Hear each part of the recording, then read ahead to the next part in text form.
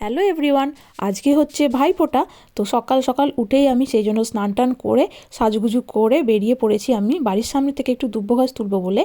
তো আজকে আমরা হচ্ছি 3 বোন। তো আমাদের দাদা নেই, মানে আমার মায়ের পেট থেকে হয়তো আমার দাদা বেরোয়নি, কিন্তু সমাজের চোখে হয়তো সেটাই মানে আসল ভাই হতে হয়, কিন্তু আমার কাছে সেটা নয়। আমার কাছে হচ্ছে যে আমাকে রক্ষা করে সেই হচ্ছে আমার দাদা, কারণ দাদাদের কাজ হচ্ছে সেটাই। তো আমার দাদা হচ্ছে আমার কানু দাদা। তো আমাদের বাড়িতে অনেক বড় মন্দির আছে কৃষ্ণের, তো সেইখানে আমি ফোঁটা দিতাম আমার কানু দাদাকে। আর এখানেও আমার কানু দাদা আছে, আমি এনেছি, তাই এখানেই আমি আমার দাদাকেই ফোঁটা দেবো। কারণ আমাকে ছোট থেকেই এখনও অবধি আমার দাদাই একমাত্র রক্ষা করে আসছে। কারণ এত দূরে এত বড় একটা দায়িত্ব আমি একা একা পালন করেছি শুধুমাত্র আমার দাদার জন্য। তো সেই জন্য আমি আমার দাদাকেই আজ ফোঁটা দেবো। আর তার জন্য এই যে দুব্ব ঘাস তুলে এনে ধুয়ে এই প্লেটটাতে আমি সাজিয়ে নিচ্ছি। আর এখানে তো ধান নেই, সেই জন্য চাল দিয়েই কাজ চালাচ্ছি। আর এটা হচ্ছে একটা বাতি। আর এবার গ্লাসটা ধুয়ে দাদার জন্য জল নিয়ে নেবো। আর আমি আজকে নিজের হাতে পান্তুয়া বানাবো, এটা হচ্ছে ফার্স্ট টাইম আমি বানাচ্ছি, তো জানি না কীরকম হবে। তো এই যে দেখো, এখানে গোল গোল করে নিয়েছি অলরেডি। আর এইটা হচ্ছে ভাজবো এইদিকে কড়াইটা। আর এটা হচ্ছে চিনি গোলা যে জলটা চিনি হয় সেইটা।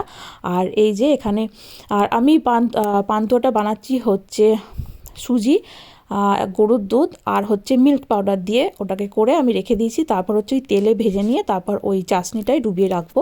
তো এইবার আমি ওদিকে রেখে দিয়েছি অলরেডি। তো এইবার আমি এদিকে এই যে চন্দনটা আছে, মানে ওই তিলক মাটিটা আছে, সেটা আমি একটু ঘষে নিচ্ছি, একটুখানি গঙ্গা জল দিয়ে এখানে ঘষে নিচ্ছি। এবার এই তিলক মাটিটার সাথে আমি একটু দই মিশিয়ে নিচ্ছি, কারণ দই ভীষণ শুভ হয় সেই জন্য। আর আমি এইগুলো একটু সাইড করে ভালো করে সাজিয়ে নিচ্ছি, তার কারণ এইখানটা আমি মিষ্টি দেবো। আর মিষ্টিতে আমি দিচ্ছি হচ্ছে আমি ড্রাই ফ্রুটসের যে নাড়ুগুলো বানাই, তো সেখান থেকে দেবো একটা। আর হচ্ছে পান্তুয়াগুলো দিচ্ছি। তো পান্তুয়াগুলো আমার মানে একটু ভুল হয়েছে, সেটা হচ্ছে যে তেলটা গরম, মানে কড়া তেলে, মানে ভীষণ গরম তেলে এটাকে ভাজতে হতো, তাহলে এটার কালারটা অরিজিনালি যে পান্তুয়ার কালার হয় সেটা আসতো। আর এই চাশনিটাতে আমি অনেকক্ষণ ডুবিয়ে রেখেছিলাম, যার ফলে এটা একটু কোপ্তার মতো হয়ে গেছে। তো কিন্তু খেতে কিন্তু অসাধারণ সুন্দর হয়েছে। তো এইটা পরের বার আর করবো না, যেহেতু এটা আমি ফার্স্ট টাইম করেছি, তো সেই জন্য ভুল হতেই পারে। আর আশা করি আমার দাদার এটা ভালো লাগবে, নিজের বোন নিজের হাতে করে বানিয়ে দিতে, তো সেটা সব দাদারই ভালো লাগে, তো খারাপ লাগার কোনো জায়গাই নেই। তো এইবার ঠাকুরের মিষ্টিটার উপরে আমি একটা তুলসী পাতা দিয়ে দিলাম, আর জলেতেও তুলসী পাতা দিয়ে দিয়েছি। তো এইবার আমি প্রত্যেকের পায়ে ধান দুব্ব দেবো।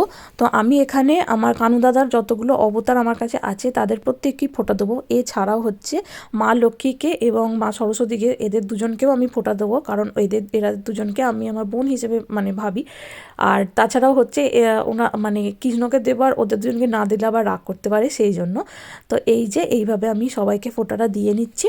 দিয়ে নিয়ে তারপর আমি প্রণাম করছি, আমি প্রার্থনা জানাচ্ছি যেন এত দূরে আমি আমার পরিবারকে ছেড়ে আমার নতুন একটা পরিবার তৈরি করেছি, যেখানে আমি আমার স্বামী সন্তানকে নিয়ে ভালোভাবে সুস্থভাবে থাকতে পারি, এবং আমাকে যেন এইভাবেই তোমরা সারা জীবন সাহায্য করে যাও। এ হচ্ছে এই সিংহাসনটা নিচে ছিল, মানে টিভির যে ক্যাবিনেটটা তার পাশে ছিল, কিন্তু রুদ্রাংশ এখন হামাগুড়ি দেওয়া শুরু করেছে, এবং সেই জন্য একদিন ও কী করেছে, ঠাকুরকে যে আমি জল দিই গ্লাসে, সেই গ্লাসটা একদিন উল্টে দিয়েছিল, আবার একদিন যে প্রদীপ দিই প্রদীপটাও উল্টে দিয়েছিল, যার ফলে তেলটা পুরো মানে কার্পেট হয়ে গেছিলো। তো সেই জন্য মানে রিস্ক হয়ে যাচ্ছে, তো সেই জন্য আমি ঠাকুরের সিংহাসনটাকে এইখানে উপরে একটা জায়গায় রেখে দিয়েছি।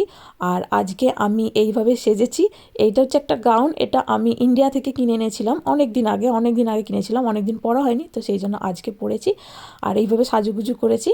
তো চলো আজকের মতো বাই বাই।